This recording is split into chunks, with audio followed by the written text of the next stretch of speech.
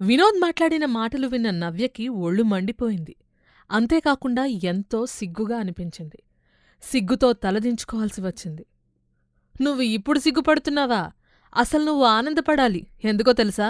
నీ క్యారెక్టర్ పాడైందని తెలిసిన తర్వాత కూడా నా కొడుకు నిన్ను పెళ్లి చేసుకోవడానికి ముందుకొచ్చాడు. అంతేకాకుండా మేమందరం నిన్ను మా ఇంటి కోడలుగా ఒప్పుకొని మా ఇంట్లో చోటిచ్చాము. కాని నువ్వు పోలీసులకి మా మీదనే కంప్లైంట్ ఇస్తావా? నువ్వు నిజంగానే విశ్వాసం లేనిదానివి అని దబాయించాడు.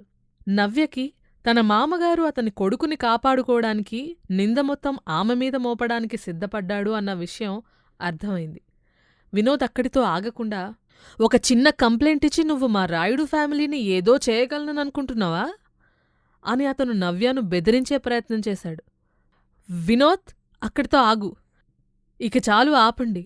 దయచేసి కాసేపు సైలెంట్గా ఉండండి అని అతని చేతిని పట్టుకుని మంజుల తన భర్తను ఆపే ప్రయత్నం చేసింది. నవ్య మనసుని ఇంకా బాధపెట్టడం ఆమెకి ఇష్టం లేదు.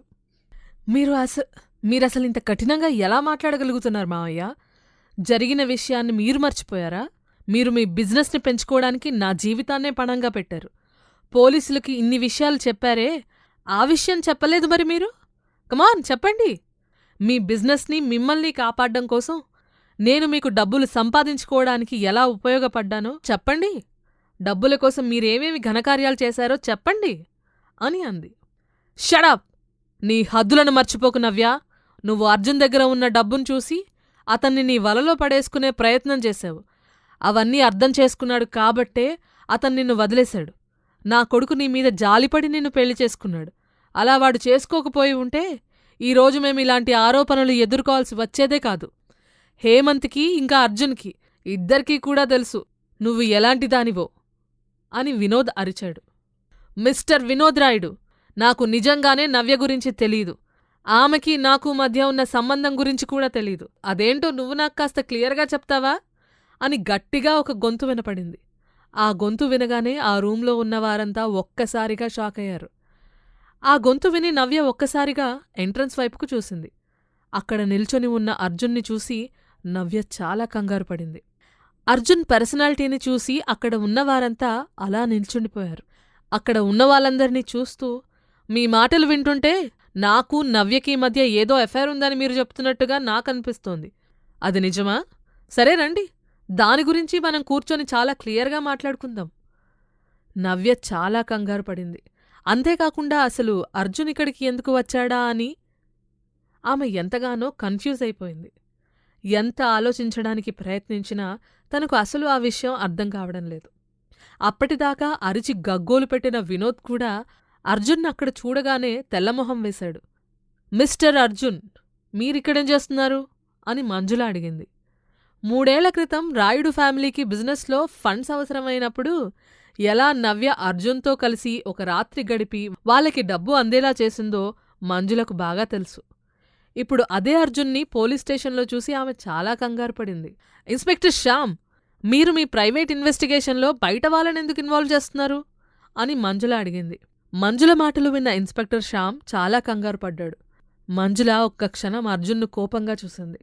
మిసెస్ రాయుడు, మీకు మీ ప్రైవసీ చాలా ముఖ్యంగా అనిపించిందా? మరి నా ప్రైవసీ సంగతేంటి? మీ భర్త మిస్టర్ వినోద్ రాయుడే కదా పదే పదే నా పేరుని ఇన్వెస్టిగేషన్లో తీసుకొచ్చి నన్ను ఇన్వాల్వ్ చేశారు.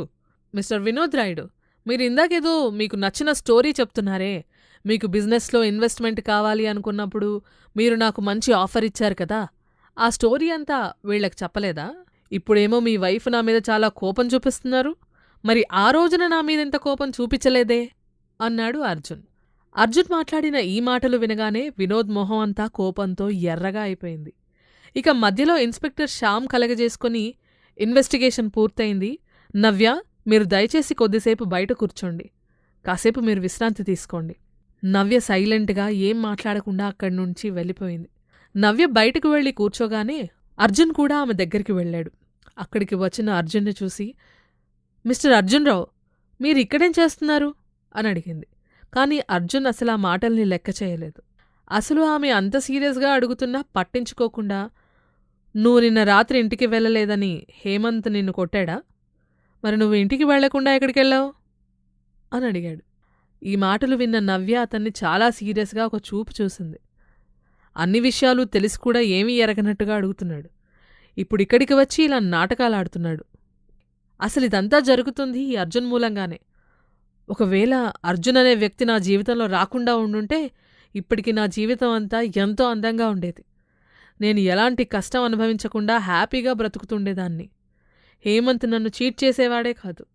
ఈ రోజున పోలీస్ స్టేషన్లో ఇలా సిగ్గుపడే పరిస్థితుల్లో ఉండేదాన్నే కాదు అని నవ్య తనలో తను అనుకుంది. ఈ ఆలోచనలన్నీ తనకు అర్జున్ మీద అసహ్యాన్ని, కోపాన్ని కలిగించాయి. కోపంగా అర్జున్ని చూస్తూ, మీ ప్రశ్నలకు సమాధానం చెప్పాల్సిన అవసరం నాకుందని నేననుకోవడం లేదు అంటూ మొహం తిప్పేసింది. ఓహో, నాకు ఎలాంటి సమాధానం చెప్పాల్సిన అవసరం లేదని నీకనిపిస్తుందా? కాని నువ్వు మాత్రం పోలీస్ స్టేషన్లో కంప్లైంట్ చేయడానికి ముందు రోజు రాత్రంతా నా రూమ్కి వచ్చి హోటల్లో నాతో గడపచ్చనమాట. అసలు నువ్వు ఏం చేయాలనుకుంటున్నావో నాకు అర్థమయ్యేలా చెప్పు. ఇప్పుడు నువ్వు నన్ను మధ్యలో ఇరికించి పోలీస్ స్టేషన్లో పెట్టించాలనేమైనా ప్లాన్లో ఉన్నావా? అర్జున్ మాటలు విన్న నవ్య ఒక్కసారిగా ఉలికిపడింది. మిస్టర్ అర్జున్, నేను మీకు ఇంతకుముందే చెప్పాను, ఇప్పుడు కూడా చెప్తున్నాను, నేను మీకు వ్యతిరేకంగా ఇక్కడ ఎలాంటి ఆరోపణలు చేయడం లేదు. అసలు మీ పేరు కూడా నేనిక్కడ తీసుకురానేలేదు. బై ద వే, నిన్న రాత్రి మీ రూమ్కి రావాలన్న ఆలోచనే నాకు లేదు. అసలు నా జీవితంలో నీ ముఖం చూడాలని కూడా నేనెప్పుడూ అనుకోలేదు. మీ మీద నాకు ఎలాంటి ఫీలింగ్స్ లేవు. మీ మీద నా మనసులో ఎలాంటి ఉద్దేశం కూడా లేదు అని నవ్య అర్జున్తో తేల్చి చెప్పేసింది. నవ్య మాటలు విన్న అర్జున్కి నవ్వొచ్చింది. చాలా బాగుంది. నాతో 2 రాత్రులు పూర్తిగా గడిపిన తర్వాత కూడా నువ్విలా మాట్లాడుతున్నావా? ఇది నాకు ఏమాత్రం నచ్చలేదు అంటూ అర్జున్ 2 అడుగులు ముందుకు వేశాడు. అవును, నేను చెప్పేది నిజమే. నా దృష్టిలో నువ్వొక పశువు కంటే కూడా హీనమైన వాడివి. నీకంత విలువ ఉందని కూడా నేను అసలు అనుకోవడం లేదు. ఒక ఆడదాన్ని చూస్తే నీకసలు కంట్రోల్ ఉండదు. నీలాంటి వాణ్ణి చూస్తేనే నాకు అసహ్యంగా ఉంటుంది. నీకంటే జంతువులే మేలు. మీ మగవాళ్లంతా ఒకే రకంగా ఉంటారు అంటూ నవ్య ఏడ్చేసింది. చాల్లే ఆపు అంటూ కోపంగా అర్జున్ అరిచాడు. ఎందుకాపాలి? నేను చెప్పింది నిజమేగా. ఏ, ఈ నిజం నీకు చాలా చేదుగా అనిపించిందా అని నవ్య కోపంగా అడిగింది. ఆమె మాటలు విన్న అర్జున్ బాగా కోపంతో నెమ్మదిగా ఆమె వైపు అడుగులు వేశాడు. అర్జున్ తన మీదకు రావడం చూసిన నవ్య వెనక్కి నడవడం మొదలుపెట్టింది. అయినా కాని అర్జున్ కోపంగా ఆమె కాలర్ పట్టుకుని బెదిరించే ప్రయత్నం చేశాడు. నవ్య అతని చేతిని వెంటనే తీసేస్తూ, నువ్వు నన్ను పదే పదే ఇలా ఇబ్బంది పెట్టకు అని కసిరింది.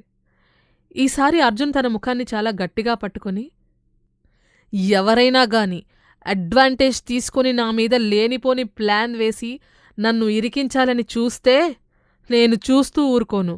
ఎలా బుద్ధి చెప్పాలో నాకు బాగా తెలుసు అని బెదిరించాడు. నేనసలు నిన్ను పోలీస్ కేసులో ఇరికించాలని అనుకోలేదు అని పాపం నవ్య ఏడుస్తూ చెప్పింది. ఇప్పటివరకు బెదిరించిన అర్జున్ నవ్వుతూ, నువ్వు చాలా రూడ్గా మాట్లాడుతున్నావు అన్నాడు. నువ్వు చేసే పనులే ఇంత కఠినంగా మాట్లాడేలా చేస్తున్నాయి. నవ్య అన్న ఈ మాటలు విన్న అర్జున్ ఆమె నడుం మీద చేయి వేసి దగ్గరకు లాక్కుని కళ్లల్లో కళ్ళు పెట్టి చూస్తూ ఉన్నాడు. అలా అర్జున్ని దగ్గరగా చూసేసరికి నవ్య గుండె గట్టిగా కొట్టుకోవడం మొదలైంది. ఎంతో కంగారు పడుతూ నవ్య, మీరేం చేస్తున్నారు? దయచేసి నన్ను వదిలేయండి. మనం పోలీస్ స్టేషన్లో ఉన్నాం. ఇదొక పోలీస్ స్టేషన్ అని మర్చిపోకండి అంది. పోలీస్ స్టేషన్ అయితే ఏంటి? నాకేమైనా భయం అనుకున్నావా? అర్జున్ మాటలు విన్న నవ్య అతని చేతిలో నుండి తనని విడిపించుకోవడానికి ప్రయత్నిస్తూ, నేను నీలాగా సిగ్గు లేకుండా ఎక్కడ పడితే అక్కడ ఎలా పడితే అలా ప్రవర్తించలేను అంది. నవ్య మాటలు విని అర్జున్ చిన్నగా నవ్వుతూ ఆమె చెవి దగ్గరికి వెళ్ళి మెల్లిగా, ఇది కేవలం ఆరంభం మాత్రమే అంటూ ఆమెను వదిలేసి మళ్లీ పోలీస్ స్టేషన్లో ఉన్న ఇన్స్పెక్టర్ శ్యామ్ రూంలోకి వెళ్ళిపోయాడు. ఈ మాటలు విన్న నవ్యకి చాలా కోపం వచ్చింది. ఇక్కడిలా నడుస్తుంటే మరోపక్క హేమంత్ తాజ్ హోటల్లో తన గర్ల్ఫ్రెండ్తో పాటు కలిసి రూంలో గడుపుతున్నాడు. సడన్గా పోలీసులు అతని రూమ్ దగ్గరికి వెళ్లి గట్టిగా నాక్ చేశారు. తలుపులు తెరుచుకోగానే అక్కడ ఏం జరుగుతుందో చూసిన పోలీసులకు దిమ్మ తిరిగిపోయింది. హేమంత్ని లోపలేయడానికి పోలీసులకి ఎలాంటి ఎవిడెన్స్ అయితే కావాలో అదే ఎవిడెన్స్ అక్కడ వాళ్ల కళ్ల ముందు వాళ్లకు కనిపించింది. ఇక అప్పటికప్పుడే హేమంత్ ఇంకా తన గర్ల్ ఫ్రెండ్ ఇద్దరినీ కూడా పోలీస్ స్టేషన్కి రమ్మని వాళ్లు చెప్పారు. పోలీసులు పోలీస్ స్టేషన్కి వచ్చేసరికి నవ్య కూడా పోలీస్ స్టేషన్లోనే ఉంది. పోలీసులు లోపలికి రాగానే హేమంత్తో పాటు ఉన్న అమ్మాయిని చూడగానే నవ్య ఒక్కసారిగా షాక్ అయింది. హోటల్ రూంలో హేమంత్తో పాటు దొరికిన అమ్మాయి మరెవరో కాదు, తన బెస్ట్ ఫ్రెండ్ రేఖ. పోలీసులు అక్కడున్న వారందరికీ కూడా హోటల్ రూంలో వాళ్ళిద్దరూ ఎలాంటి పరిస్థితుల్లో దొరికారో వివరంగా చెప్పారు. అదంతా విన్న నవ్యకి అసలు ఈ ప్రపంచంలో మంచితనం అనేది ఉందా, మనుషులందరూ మోసగాళ్ళా అనే అనుమానం కలిగింది. ఇన్నాళ్ళు తన బెస్ట్ ఫ్రెండ్ అని నమ్మిన తన స్నేహితురాలు తనని ఇంతగా మోసం చేస్తుందని అస్సలు ఆమె కలలో కూడా ఊహించలేదు. ఇలా తన భర్తతో రేఖ సంబంధం పెట్టుకుందన్న విషయాన్ని జీర్ణించుకోవడం కూడా నవ్యకు చాలా కష్టంగా ఉంది. తన మనసులో ఉన్న ప్రతి విషయం రేఖతో షేర్ చేసుకునేది. అంతేకాకుండా రేఖ చెప్పిన అన్ని విషయాలను పిచ్చిగా గుడ్డిగా నమ్మింది. పోలీస్ స్టేషన్లో నవ్యను చూసి రేఖ ఏడుస్తూ తన దగ్గరికి వచ్చి, నవ్య, నువ్వేదైతే అనుకుంటున్నావో అదంతా అబద్ధం. అసలు అలాంటిదేదీ జరగలేదు. నేను హేమంత్ కేవలం రేఖను చూస్తుంటే, తన మాటలు వింటుంటే నవ్యకి పిచ్చి కోపం వచ్చింది. కోపంగా రేఖ దగ్గరికి వెళ్ళి గట్టిగా చెంప పగలగొట్టింది. ఆ క్షణాన నవ్యకి ఈ ప్రపంచంలో పెద్ద ఫూల్ తనే అనిపించింది. ఆమె ఎంతగానో ప్రేమించిన హేమంత్ ఆమె పరువును తాకట్టు పెట్టాడు. అంతేకాకుండా ఇప్పుడు తన బెస్ట్ ఫ్రెండ్ రేఖతో ఇలాంటి అక్రమ సంబంధం పెట్టుకుని హోటల్ రూంలో దొరికాడు. తన ప్రేమకు కాని తను చేసిన త్యాగానికి కాని అసలు హేమంత్ ఏమాత్రం అర్హుడు కాదు. రేఖ చంప పగలగొట్టడం చూసిన హేమంత్ తట్టుకోలేక, నవ్యా, నువ్వు నాకు వ్యతిరేకంగా పోలీసులకు కంప్లైంట్ చేశావా? నీకింత ధైర్యం వచ్చిందా అంటూ కోపంగా అరిచాడు. నవ్య హేమంత్ని కోపంగా చూస్తూ, అవును, ఇప్పుడు పోలీసులకు కూడా నువ్వు నన్ను ఎలా చీట్ చేశావో తెలిసిపోయింది అనంది. నవ్య మాటలు విన్న హేమంత్ కోపంతో ఆమె దగ్గరకు వెళ్లి చెంపమీద గట్టిగా కొట్టాడు. ఇది చూసిన ప్రతి ఒక్కరూ చాలా కంగారు పడ్డారు. ఇక ఇప్పుడు అర్జున్కి కూడా విపరీతమైన కోపం వచ్చింది. నవ్య చెంప మీద హేమంత్ వేళ్ల అచ్చులు చాలా క్లియర్గా అందరికీ కనిపిస్తున్నాయి.